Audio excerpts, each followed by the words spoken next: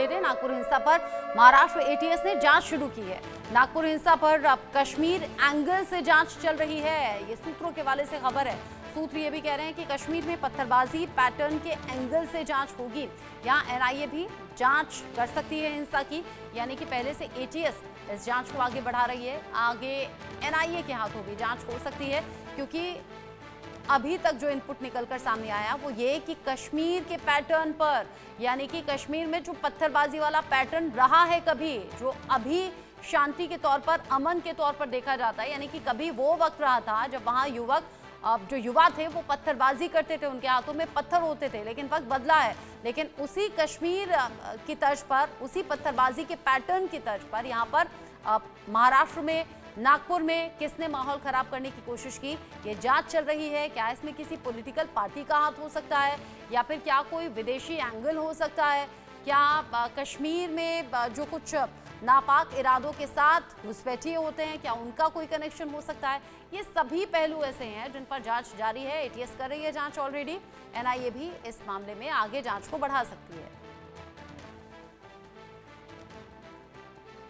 Aurangzeb gang का कोहराम यहाँ पर देखने को एक तरीके से मिला है, और जो बवाल अभी नागपुर में है, उस बवाल के बीच में एक्स्ट्रा फोर्स की तैनाती भी है। जावेद इस खबर को लेकर जुड़ गए हैं ज्यादा अपडेट के साथ। जावेद, एनआईए इस मामले में कब से जांच शुरू करेगा, ये बताइए। साथ ही साथ एटीएस की जांच,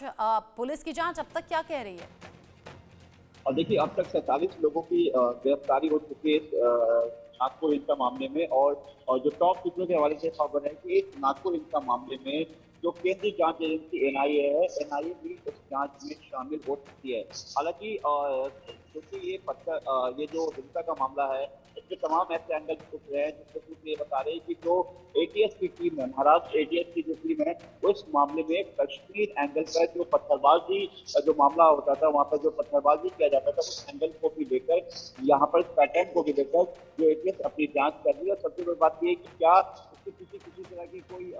साजिश है या फिर कोई पहले से एक प्लानिंग थी, इसको लेकर भी जांच की जा रही है। क्योंकि ये मामला नागपुर हिंसा से है, और इसके अलावा और जो औरंगजेब को लेकर जो हिंसा कर रही है, तो कहीं ना कहीं ऐसा लग रहा है कि क्या इसको प्लानिंग तो नहीं की गई है। इसलिए इसकी केंद्रीय जांच एजेंसी जो सेंट्रल एजेंसी है एनआईए, उसकी भी एंट्री हो सकती है, क्योंकि इसमें कई पैटर्न हो सकते हैं कि क्या इसके पीछे कोई बड़ी साजिश तो नहीं है। जिस तरीके से कश्मीर एंगल पे पत्थरबाजी पैटर्न पर इसकी जांच शुरू की गई है और इस एंगल को भी लेकर जांच की जा रही है, तो इसलिए ये देखा जा रहा है कि क्या कोई ऐसा ग्रुप तो नहीं बना है, या किसी ने पहले से इस चीजों को पूरी प्लानिंग तो नहीं किया जाता, ग्रुप से नहीं किया जाता था, क्या ये महज एक हिंसा है या इसके पीछे एक सोची समझी साजिश है। तो कई ऐसे सवाल हैं जिसको लेकर जो है जो जांच एजेंसी एटीएस है उसकी जांच कर रही है। लेकिन सेंट्रल एजेंसी एनआईए जो कि टेरर एंगल पे या फिर किसी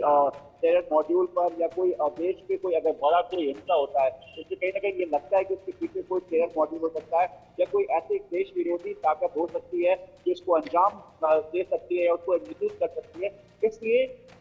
सूत्र ये बता रहे कि केंद्रीय जांच एजेंसी एनआईए पूरे हिंसा मामले पर अपनी मॉनिटरिंग बनाई हुई है, वो एक एक चीजों को देख रही है, और जल्द हो सकता है कि एनआईए जो है इस मामले में हिंसा मामले में की जा सकती है। लेकिन जो पत्थर का पूरा एक पैटर्न है, उस पैटर्न में ये सूत्रों के हवाले से इनपुट है कि शायद ये पत्थर पहले से जमा किया गया हो, या फिर जिस तरीके से कश्मीर एंगल से पत्थरबाजों का जो एंगल सामने आ रहा है, उस एंगल को भी लेकर जो है एटीएस अपनी जांच पूरी कर रही है। इस पूरे मामले में अब तक जो सीएम की तरफ से,